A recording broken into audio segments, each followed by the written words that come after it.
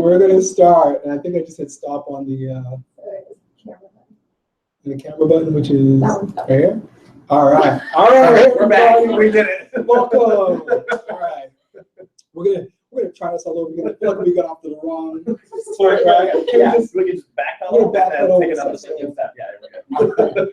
All right. Well, you know what? If you've been working in any leadership or field position before, you know that things do happen, and so you roll with it. So I'm glad our crew's willing to roll with it. Anything worth doing once is worth doing twice. I'm still in that. So with that being said, we're going to start over and start with some really good introductions here. Thanks for being here. We apologize for that. My name is Joshua Lewan. I'm the Assistant Director for Admissions and Recruitment here at the Brown School.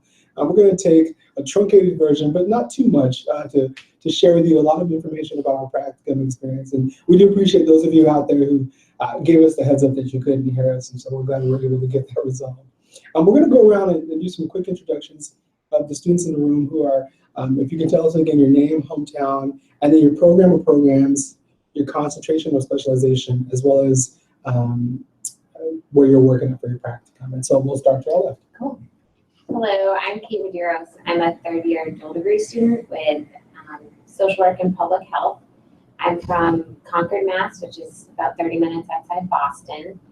And my concentration for social work is health, and for public health, it's the general track. And I've completed my practicums, but I've done them at Girls on the Run St. Louis, as well as Mass General Hospital in Boston. Thank you. Hi everyone, I'm Anaheim Martinez, and I'm a first-year MSW student with a clinical health, mental health concentration. I'm originally from LA. We've got a lot of Californians in the room today, so that's nice. Yeah. And I'm currently doing my practicum at the St. Louis Crisis Nursery. They have a Latino outreach program that I work in. Thank you. Oh, I'm Molly Dwyer. I'm also a first-year MSW student. My concentration is domestic, social, and economic development. I'm from St. Louis, and my practicum is at the Starkloff Disability Institute. And I'm Stephen Hayworth. I am a second-year MPH student specializing in epidemiology and biostatistics. I am originally from all over, but I do claim Los Angeles as home, so I will rep for the California pride here. And I did my practicum at BJC Healthcare Center for Clinical Excellence, where I actually continue to work today. Great. Well, thank you all. Now, I know that our audience members who have been tuning in from the start are very familiar with these slides. We're going to show them to you one more time with a little bit of audio, for those of you who need that as well. All right, so the practicum at the Brown School, you've read through this already before, but you get to select your own site, and you're supported with your one-on-one conversations with your field advisor. You have 3 advisors, and one of them is your field advisor. So our group will be able to talk a little bit about those relationships here momentarily. We have over 300 local, national, and international sites, and if we don't have one that currently exists, there's a petition process where you can get a site affiliated, which is a pretty exciting option for us here. And St. Louis is one of those communities that you'll get a chance to do real direct micro-level work, but also sit at the table with key decision makers that can have a national impact. And so we really feel like St. Louis provides you the best of both worlds. Here's just a brief breakdown of what practicum looks like in both programs over your 2 years within your program, as well as your 3 years in the dual degree program. In MSW, you have a 360-hour foundation practicum with an integrative seminar, and you start that usually around your second semester into your summer, or you can do it all in your summer. Your concentration practicum is 600 hours, and it's specific to your concentration, and that takes place throughout your second year. We also have in the public health program your 360-hour practicum that happens between your first and second year, and then you can see the dual practicum takes place 360 hours at an agency that's affiliated with both programs. So this information, again, will be up later on, and you can get access to this online. I'm going to get us back to this wonderful group, and we'll get started now that we can actually hear each other. We'll get started with the first question again. I'm going to start to my right here. It's Groundhog Day. Thank you. All right, so if you can talk about your agency that you're working at, or the one that you've already completed, and if you can talk to us about their mission, who do they serve, and generally, what was your role within that practicum experience? Sure. So again, I worked and continue to work at the Center for Clinical Excellence at BJC Healthcare. BJC Healthcare, for those of you that don't know, is our large healthcare system here in Missouri. We have a bunch of hospitals on the Missouri side of the river, but we're also expanding to the Illinois side of the river. So we end up actually providing care for a lot of people within the region. But the main mission is to really give great quality healthcare, increase the access to healthcare. So we're working with a lot of different projects around access for community members that are facing, either personal, financial, or geographic barriers to accessing our services, but also to improve the overall patient experience. So we're really tailored our healthcare system towards the triple aim of the ACA. My role specifically within the organization is I was a part of a 4-intern team that worked with our executive leadership, basically around any and all initiatives at the system level. Again, seeing how our hospitals function within each of those communities and how they can uniquely serve those communities. And so we did a lot of work around policy, a lot of work around data analysis to kind of inform our executive leaders on any kind of major decisions that they would end up having to make. And that has actually informed my future career in healthcare administration as well. I'm happy to talk more about that, but I'll just give you that general overview. That's great. Great. Would you mind? Sure. So I'm at the Starkloff Disability Institute, which is a nonprofit organization, and they really help adults with disabilities transition into the workforce, into corporate roles, as well as different social work and physical therapy types of roles. And so that is the work that they've been doing since 2003. And my project as a practicum student is to kind of implement the pilot program for youth with disabilities. And that program is called Dream Big. And that is going to be for junior and senior high school students. And it's going to be a week-long program over the summer that talks about self-empowerment. And then also, if you are college-bound or workforce-bound, kind of what you need to know in regards to being successful in independent living.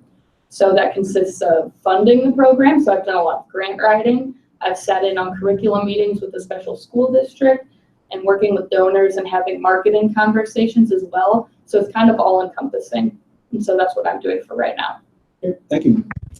Would you mind sharing a little bit about your site and your mission and your role? So I work at the St. Louis Crisis Nursery, which is a long-established organization here in St. Louis that serves St. Louis families as well as St. Louis County families in their attempt to prevent child abuse and neglect. So they do that through multiple different programs, ranging from mental health counseling to case management to one of the key features of the Crisis Nursery is the actual nursery. So if a family needs to have assistance with their children as far as childcare in an emergency situation, the Crisis Nursery has multiple sites across St. Louis and the county in which they can have their children stay and be looked after and taken care of. So it's a great resource. So within that organization, I work at the Latino Outreach Program, which caters specifically to the Latino community here in St. Louis. Which is largely an immigrant population here, and Spanish speaking. So all of our services are done in Spanish, and we do basically mirror a lot of the work that happens in the Crisis Nursery. So we do mental health counseling, which is what I'm a part of primarily. We also do case management, making sure that our clients are able to have access to food stamps, Medicaid, those kinds of services and benefits. We also do just general basic needs support. So if they want to come to our food pantry or need help with school supplies for their children, or maybe a winter jacket, once they've arrived here in St. Louis, it does get cold, a lot colder than LA. So there are just a lot of different ways in which we assist these families, and we try to do it from a holistic perspective. Specifically, I work, like I said, within the mental health component of the program. So I work on doing intake assessments for new clients. I also do a little bit of case management, making sure that they're being connected to the right resources, and then I have a small caseload of my own. Thank you. Okay. So I did my foundation practicum at Girls on the Run St. Louis, and their mission is to empower girls for a lifetime of healthy living. And it's a program for girls in 3rd through 8th grade. So we have an elementary school program as well as a middle school program, and it's 10 weeks. And the curriculum integrates running. It's focusing on self-esteem and kind of the social emotional learning. And then my role, I got to coach, which was awesome. And then I also had sites that I oversaw. So working with the coaches, making sure the program's being implemented and with well, and then then I also did my practicum at Mass General Hospital in Boston. So that's where I did my dual practicum last summer. And so I worked in 2 departments in the hospital, adolescent medicine, which is where I did my public health work. And I worked on creating health education materials for the adolescent population, because the hospital had materials for the pediatric population and then the adult population, but they're just missing that adolescent reach. And then I also worked in the Back Bay Health Center within Mass General doing the social work side of my practicum, and that was direct social work practice, similar like case management, psychosocial assessments, and meeting one-on-one with clients. Speaking of your out-of-state practicum, can you describe the process for completing and getting connected with that out-of-state practicum? Yeah, so before I came to WashU, I worked at Mass General Hospital, and I have a strong relationship with some doctors there, and was wondering if they would be willing to have a practicum student for my dual degree practicum. And so I checked in with the doctors, and they were willing, and then I worked with my field education advisor on the next steps. So there was a bit of paperwork, but nothing too overwhelming. And then you apply for it within WashU, and then if they accept the practicum as a site that you can do, then you just fill out some out-of-state paperwork, and it's all very manageable and doable. Great. So this site was not affiliated with the university. Exactly, yeah. Great. It's good to hear that process actually was, relatively stress-free. Totally. Okay. It's good to hear. Yeah. All right. So for the rest of you, can talk as well, Kate, about this as well. What was your practicum search like, and how did you find your site? How many places did you interview? Kind of that process, and then why did you end up deciding on the places that you ended up? Okay, so I can start. So I came straight from undergrad, and I think that's important to note. My undergrad degree was in business, and so when it came to practicum, I was kind of really unsure of what I wanted, and they kind of urge you with the foundation practicum to try something different and out of your comfort zone. And so I took that very seriously when I was searching and vetting through organizations I might apply for. And as I said earlier, I'm from St. Louis, so as I was actually looking at the lists and going to the agencies, I had a family friend who works in St. Louis say, hey, we would love to have you intern with us for the semester. Is there any way you can get credit for it?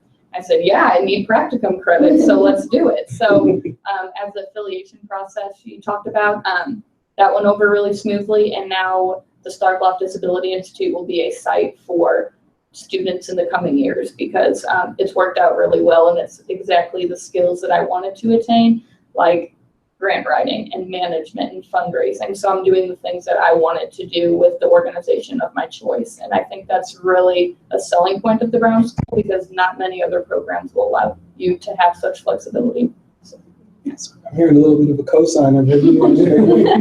Well, no, I think it's really great when you find a practicum site that is really kind of helping you attain the skills that you want to attain during your time there. I think any MSW or MPH student's worst fear is that you would end up at a site where you don't feel like you matched up or you kind of aren't getting what you were looking for. And I was nodding along because I feel like at my practicum site, I'm getting exactly what I was searching for. So I approached a little bit differently. I had taken some time off after undergrad and had worked within higher education. So I always thought that I would be working within the field of higher education and mental health. When I went to the practicum fair in the fall of my first year, that changed up a little bit because there weren't all that many higher ed folks there. So I was like, I'm going to explore this anyways and see what else is happening in St. Louis. And so I hit a couple of places that aligned with other interests that I had. And I said, I'm going to check them out. It's my foundation practicum. If I see something that like sparks something inside of me, that's great. And if not, I'm sure that I'll still get a lot of really good skills. And as I went around the tables, I was meeting people. And whenever someone came across my resume and said that I spoke Spanish, they flipped out. They got really, really excited, which was surprising to me because I'm from LA and lots of people speak Spanish there. And I spend a lot of time in DC and lots of people speak Spanish there. So to have someone be really excited about that was a little bit surprising and kind of interesting.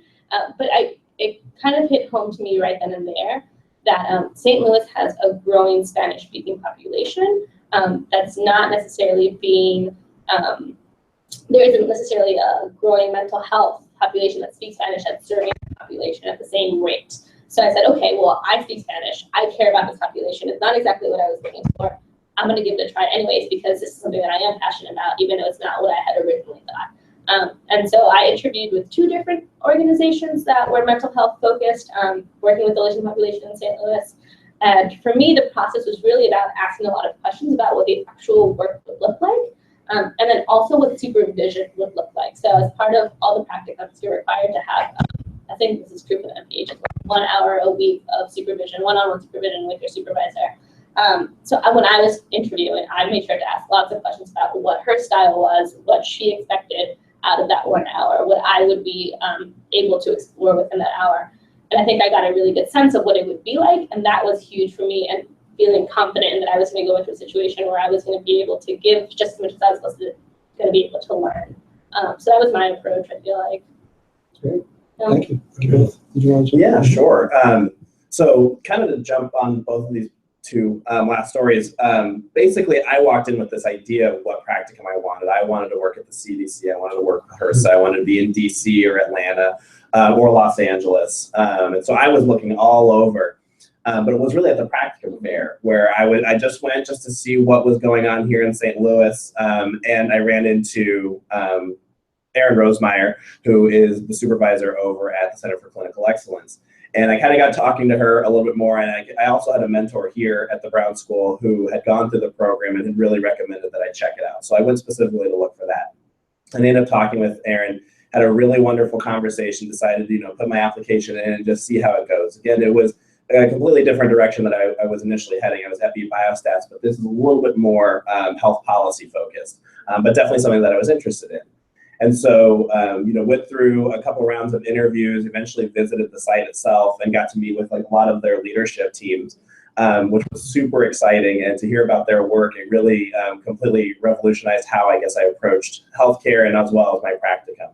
And looking at what I was going to be doing afterwards. So I was also interviewing at a couple of other places here in St. Louis. I had applied for a couple of national organizations as well. But it kept coming back to that, I wanted my time in St. Louis to kind of be about St. Louis. We have a very unique setup here and a surprisingly diverse group of communities that you can really learn anything within here in St. Louis, and chances are probably apply it to wherever else you want to go. If you don't want to stay in St. Louis and you maybe want to go back to your hometown, there's probably a part of St. Louis that mirrors some aspect of your hometown.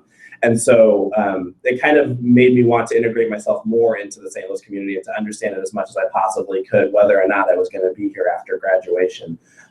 So the moral of my story, I think, is definitely to stay open. You definitely can walk in with an idea of what you want to do, but look at any and all opportunities. Like that's a great feature that Molly was told to, kind of look at and go into something that you haven't experienced before, because it can really change everything. And it ended up changing everything for me. So, yeah.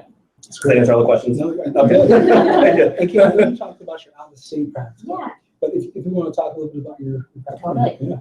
So my first year, I was freaking out because I was not here for the fair. And so I was like, I'm done. Like, that's it. So I was a nervous first year. So I met with my field education advisor, and she had me fill out this like survey of different like interests I have, and then we just talked about what I'm looking to gain in my practicum, and I am a dual, so social work and public health, and she was like, Kate, I think Girls on the Run would be like right up your alley. And I learned more about the organization, and I was set. So I emailed my soon-to-be field instructor, and we met, and I interviewed with them, and I fell in love with the program, and it was just a really wonderful experience. And I actually work there now as a program coordinator. I just love it so much. And so I would wish I could go to the fair, but people here are like so understanding and flexible, and don't freak out if you can't go to the fair. Go if you can, but there are resources here and a lot of wonderful people that will help you kind of figure out what you want to do for your practicums. Yeah, and I mean, on that note, I mean, Career Services will send out updates on what kind of Yeah. internships or practicum opportunities are available. So, and that's kind of constantly streaming. So always check your email. You'll get lots of emails here, but definitely look for Career Services emails for sure. And ones for the admissions office. Thank you.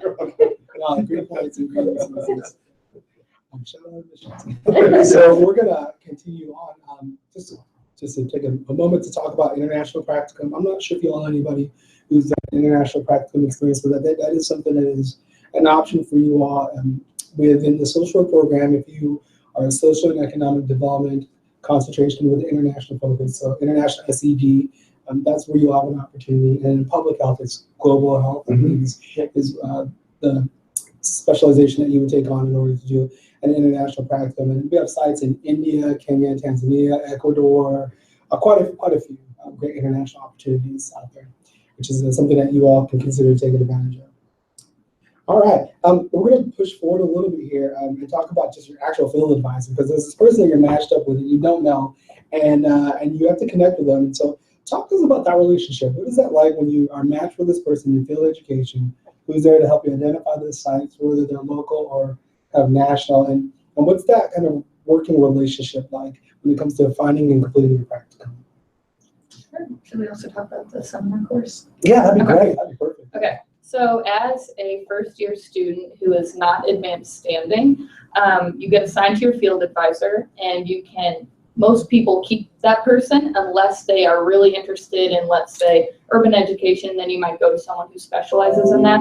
But your field advisor will lead your seminar class, and that seminar class is a lot of first-year MSW students from various different interests and backgrounds, and that's kind of once every other week, and it's kind of a debriefing process and making sure, like, are you doing this whole practicum thing the right way? Are you getting your credits done?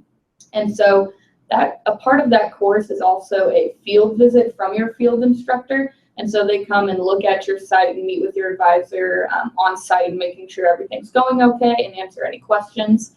But one really important aspect, kind of backtracking, at the very beginning of at the whole beginning of the practicum experience, field education puts on a lot of different events on figuring out what you might want to do, because a lot of people come in really confused or have different ideas. And one of the most important things I thought they did was they give you a sheet of paper with different skills or characteristics, and they say circle things that you already have. Like before you entered the Brown School, you were really good at this, or you have a lot of experience with that. So you circle that.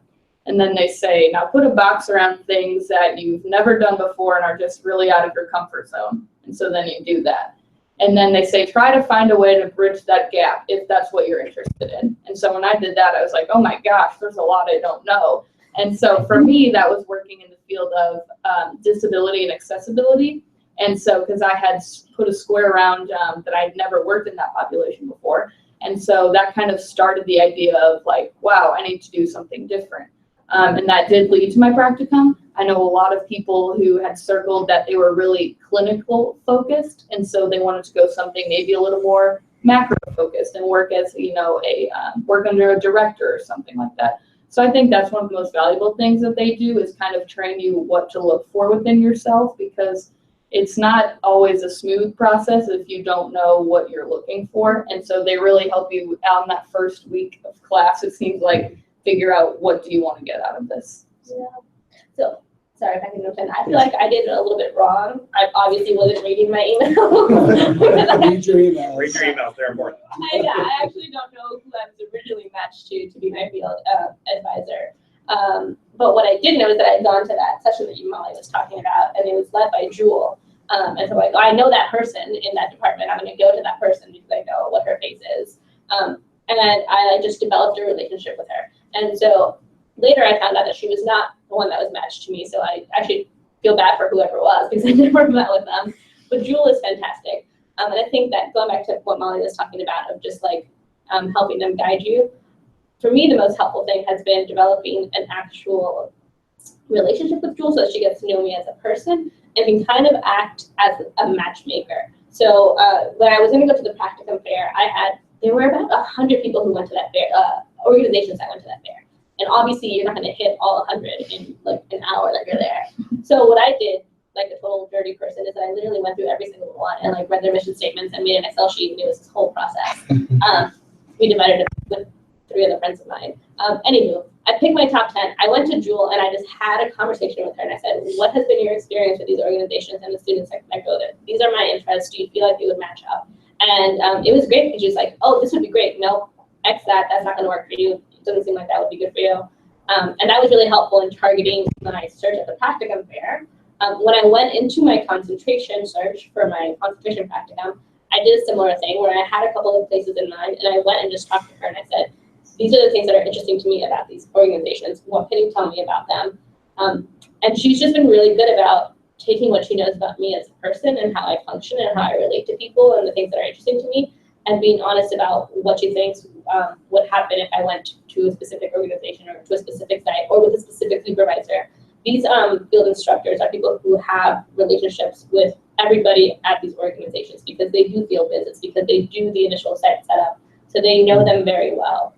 So being able to develop a relationship, I think, is key with your field advisor. That way they can help you to the best of their abilities, I feel like. That's great. Thank you.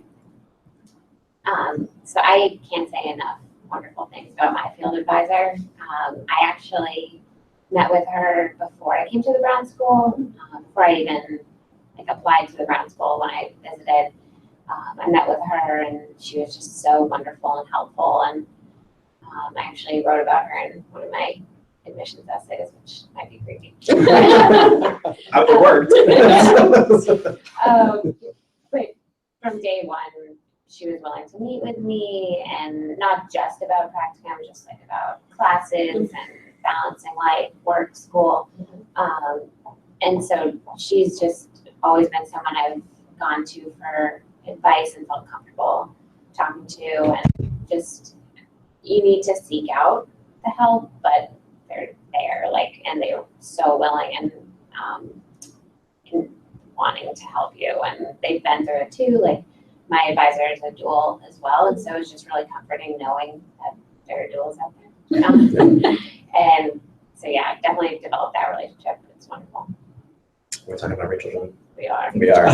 So I have to echo all the same things that Kate just said. No, Rachel John is absolutely fantastic. She's with you every step of the way. I mean, even before I got here, I felt like I was also involved with Rachel. Does a really fantastic job of connecting you with resources, talking you through different application components. I mean, she basically knows it all.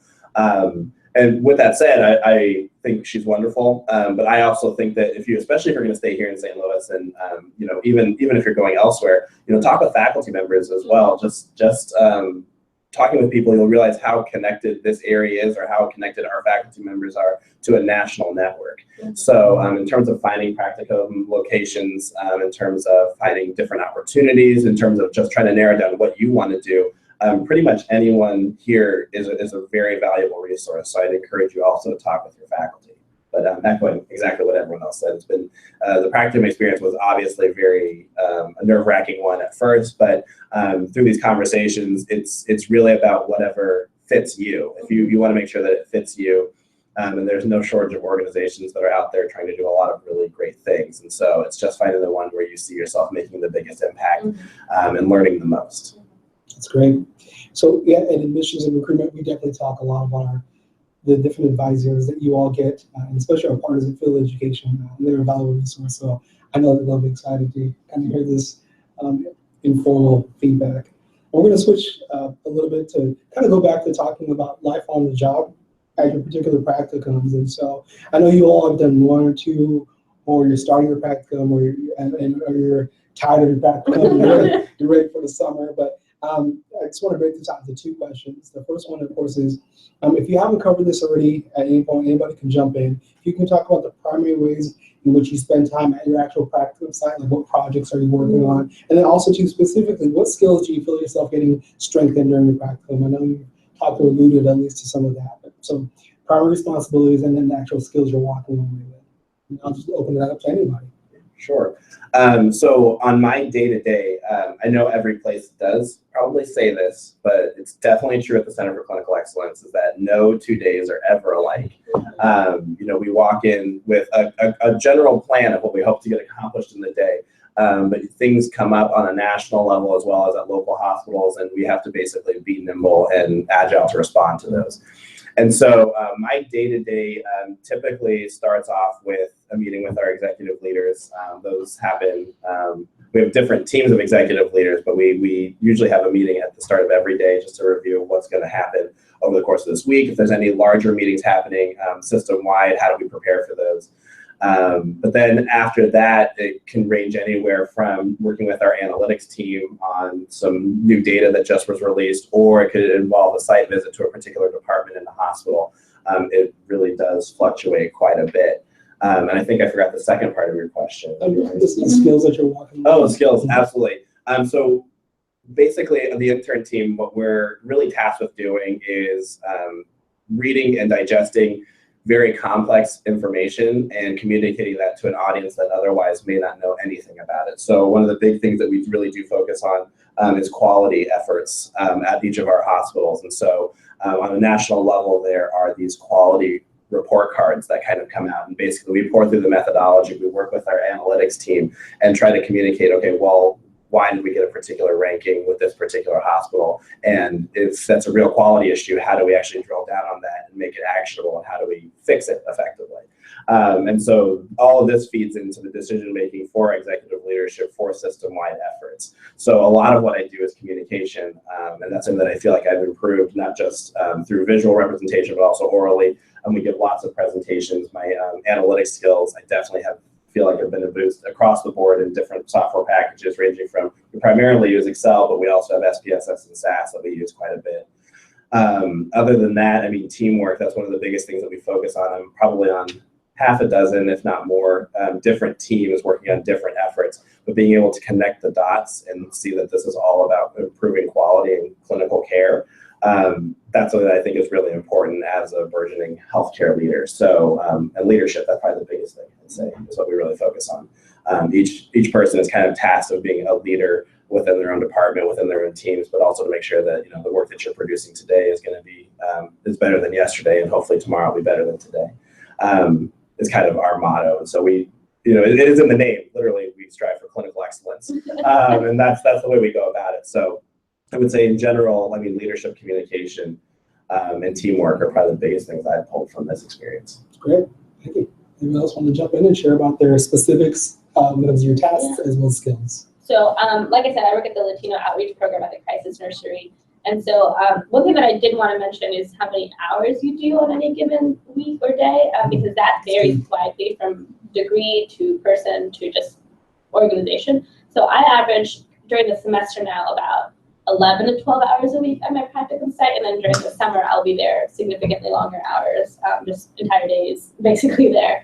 And that's the way I've chosen to break it up so that I can work part-time and still do classes. So just wanted to throw that out there before I talk about my day-to-day. So currently, I would say that there are 3 buckets that I kind of focus on. So like I said, initial intakes. So we currently have a wait list for our mental health services. About 400 people are on it, which is a really large number. And I think it goes back to what I mentioned earlier, where in St. Louis, we're just now starting to kind of attract more folks who are interested in mental health care that are also Spanish speakers that can, help this population that is limited in their English language skills. So what I'm doing is I'm going through that list and kind of trying to assess their needs so we can kind of gauge where we can assist them. If we can't get them in for a particular service, where can we connect them to? And so with that project, I feel like I'm learning a lot about how to, build connection with someone at an individual level after a first meeting, how to kind of get information from them in a way that's respectful to their experiences and their lives and who they are as a person, while also still kind of getting the information that we need to be able to best serve them. And so I really have enjoyed that part of it, because anywhere that you go, if you're a clinical mental health person, you will be doing assessments. That's just part of the job. The other big component of my current work is my own personal caseload. It's very, very small, but through that, I've been able to work with clients on issues that are of particular interest to me, so issues of identity and interpersonal relationships. And so we do tons of role plays in class, but there's nothing like actually sitting across from an actual client who is literally going through whatever experience that they're going through and kind of being able to build your own instincts and how to, help and support them. And then also just kind of hone your own authentic style in that therapeutic relationship. I really enjoyed that process. And the last part that I feel like is a huge major bucket is kind of just additional all-around support. So our office is a small team of 3 staff members. So Anne mentioned we had a 400-person wait list, so we had 3 staff members. So obviously it's always all hands on deck. So there'll be days where I'll do grant writing and data tracking to make sure that we are getting the funds to be able to support this population. There are days where I'll walk a client over to the family support division office to make sure that they can get their food stamps renewed. There are days that I'm literally unloading food from a car into our pantry. And the thing is, I feel like at a site like mine, where it's so small and the team is so integrated in the work they're doing, and they have a really good workflow, none of those smaller tasks like unloading a car of food into the pantry feel like you're not progressing the mission forward. It may not be as sexy as doing a really cool assessment, as some people might think, but I think there's a lot of pride in being able to serve a community and meeting their needs where they are, as opposed to like what you would like to achieve, because you're going to get those skills regardless. So I think my big takeaways from my practicum are being able to build relationships, develop my clinical assessment skills, and then also kind of really develop and flesh out my own therapeutic style with clients. That's great. Hands on. Sure. Anything you want to share before we move on to the last question? Oh, sure. So I feel like I kind of did my day-to-day stuff of like writing grants and going to meetings, and that's one thing that I really learned what I'm looking for in regards to culture. So they always tell you to ask in an interview, what is the culture like? And I learned what I liked through this. So I like going to an office every day. I like collaboration in the form of meetings. I like bouncing around to our corporate partners in St. Louis and having lunch with them and coming up with the plan, a fundraising plan or a curriculum plan. So I learned I liked that. And another thing that I learned was, so like I mentioned earlier, we work with a lot of youth and adults with physical disabilities for the most part. And so something that was new for me going into this, I knew how to kind of write a grant, form a budget, host a meeting, but I do a lot of listening in this job. And that's something that sounds kind of like, well, duh, but I actually learned how to be a really active listener, because I'm really communicating and advocating for an experience that I don't directly relate to. And I think that's really important, regardless of what population you serve, is to kind of just listen and see what the need is, because that will help you write a better grant or know how to allocate what funds in your budget. And so I think that that's something that the social work program in general has taught me, and also with the population I'm working with. Thank you. Please. I'll add just 2 things that I think with both my practicums, you do find you're developing a sense of leadership in what you do. But I think also the idea of followership is really important, because yes, we have all this education and we're at a great place, learning a lot of great skills and theories behind what we do. But I think practicum is such a wonderful space to really learn from people in the field and create mentors that are really going to help you once you leave the Brown School. And so if you find that like your field instructor and the people you work with at your practicum are just doing really great things, the idea of followership is like respecting that and like working towards the mission and following them and learning from them. And that's what I've kind of really taken away. That's great. I could add just one thing to these 2 comments, because I really like that you guys brought this up, and I wish that I had too. But right, exactly, working together. Collaboration. I feel like a lot of folks come to St. Louis not being from St. Louis, minus Molly, who's been here forever. And so I feel like oftentimes, because we come in with so much passion and so much desire to help certain populations, sometimes we want to hit the ground running. And I think it's really important to become a really good listener whenever you're in a new environment and a new community. So like I said, I work with Latinos in St. Louis, and I am Latina, and I come from a place that's largely Latino.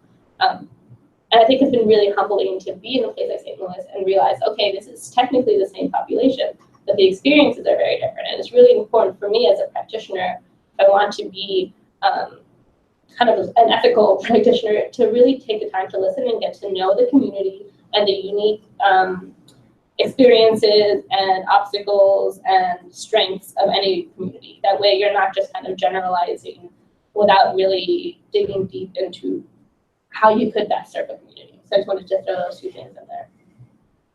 That's great. Thank you. Yeah, thank you. All right. So I'm going to look and see if we have any questions from the audience. We have a couple, but before we go to that, I'm going to lob one more out there for you all. This is just general advice. If you were to talk to an incoming student who's really nervous about this, we call it kind of like a self-guided practicum approach of finding your own practicum side. I know that can sound really overwhelming as compared to some other programs where they kind of place you and make all those decisions for you.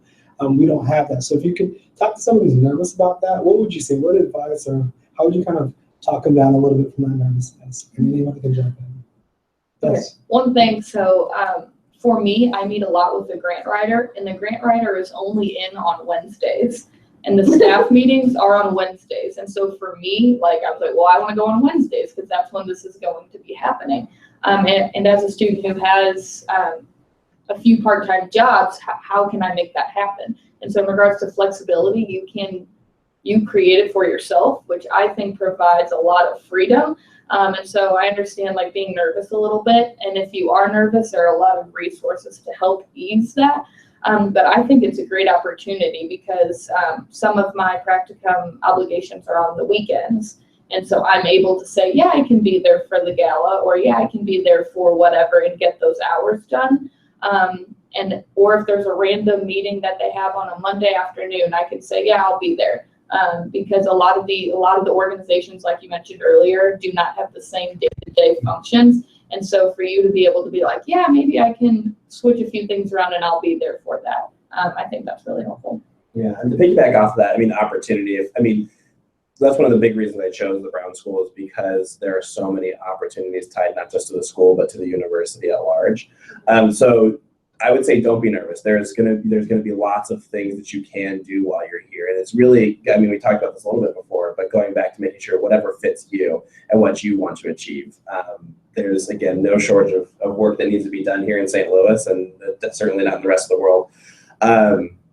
But we're building a pretty good foundation here, I think, for you to be able to tackle that. So the skills that you're going to acquire in your first year, I walked in, not knowing if I would be up for an FB Biostats practicum by the end of just 1 year, but we have some amazing faculty here that definitely fast track you and definitely get you up to speed in order to make an impact on whatever team you're going to be on. And so I would say, this is probably the worst advice, but don't be nervous because everything will be fine. There's going to be so many opportunities that are going to come your way. And the most difficult part was actually choosing which one. Yeah. Just to add up, it's okay to be nervous. I was definitely nervous going through it, and I was like, oh, I wish, initially I was like, oh, I wish they'd just assign me one, this is really overwhelming, but it's so realistic to when you're graduating and looking for a job, and you gain those skills of exploring and researching different organizations and interviewing, and it's a really valuable process, although nerve-wracking, but in the real world it is as well. And so it's really, I think, a wonderful opportunity.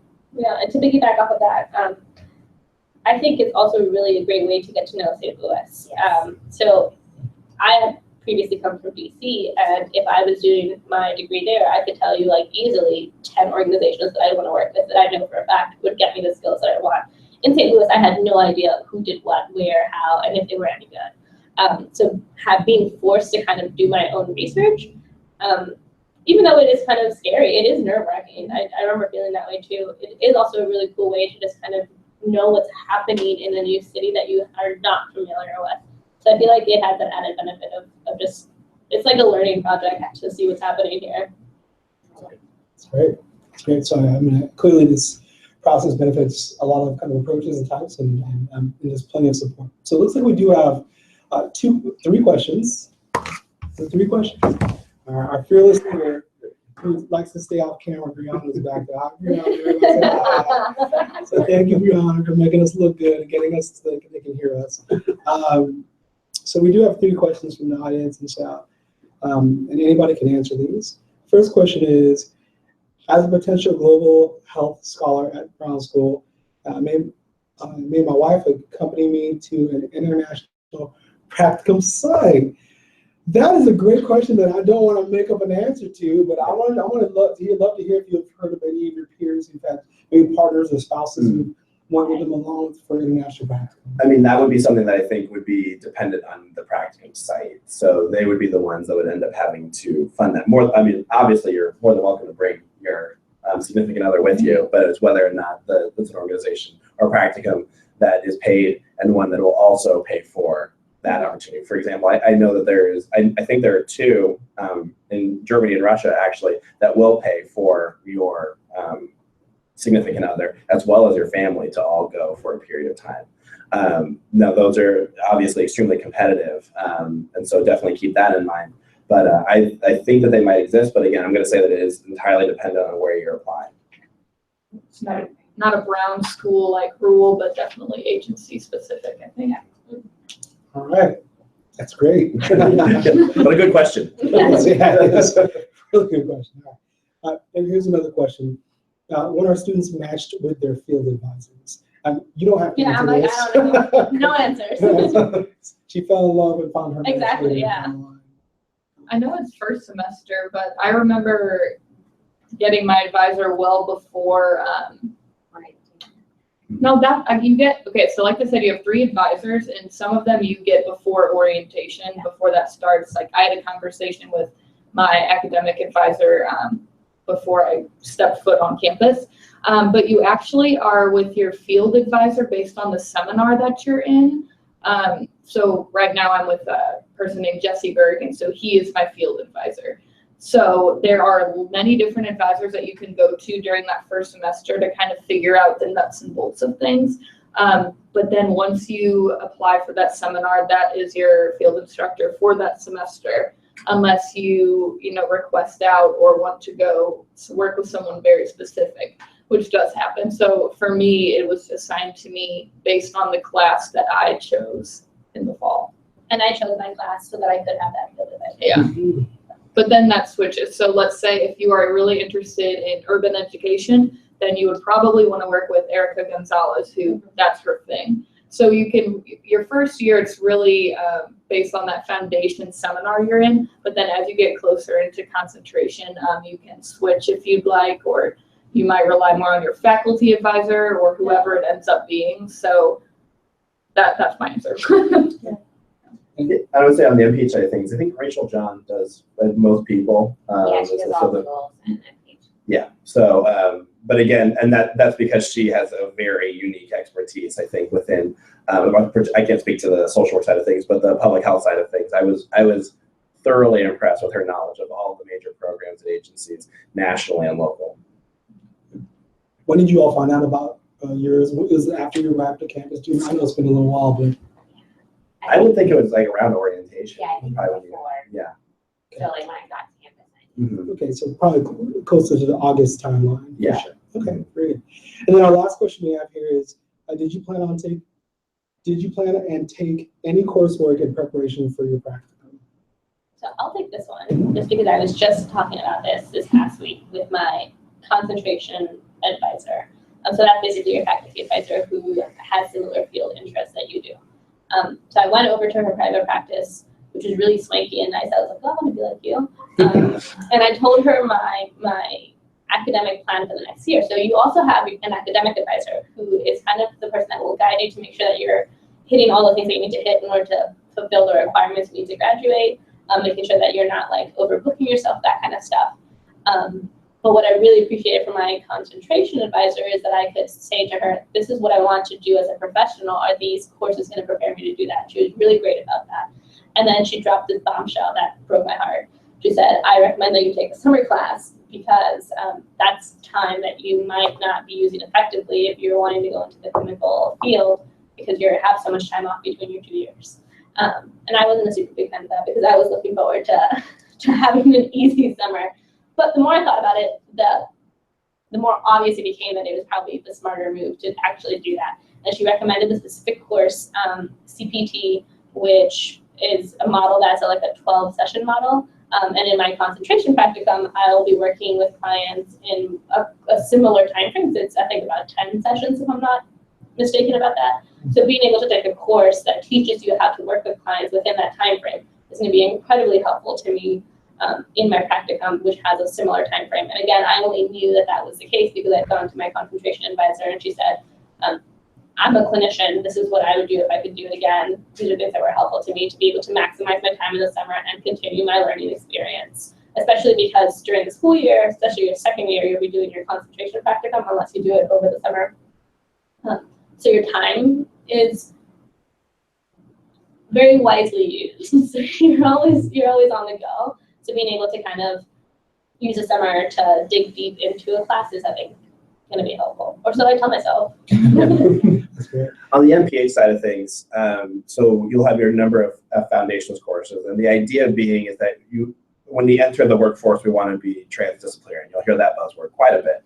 But so the idea is that you should take as many of those foundational courses as possible. Now, if you are a specializer in some way, shape, or form, for example, I was at the biostats, or still am, then I took a couple of extra courses in my fall and spring semesters just to get ready for that.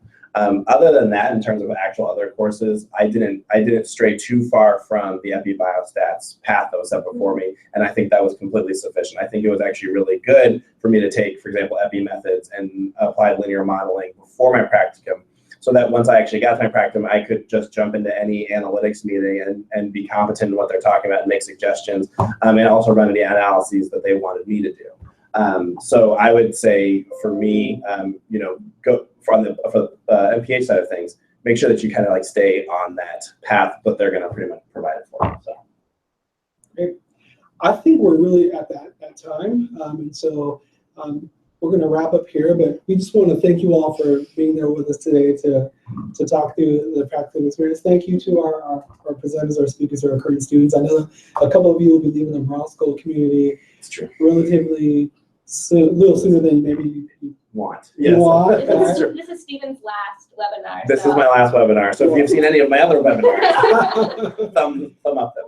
Any followers of Stephen, this is the last. This is it. I know Kate's done a few things for us, so this is kind of, I appreciate this your time with us as well. And these two we're going to hold on to, so there's a chance you may be able to see reoccurring wonderful faces. Yeah, there'll always be more. Next season. Feel free to email us at brownadmissions@wustl.edu to get any more information about practicums and transition in. We're going to have another virtual session this summer, so please look out for that information that should be coming up. So we're going to sign off here, and I'm going to click us over to our final links. Bye, everybody. Bye. Bye.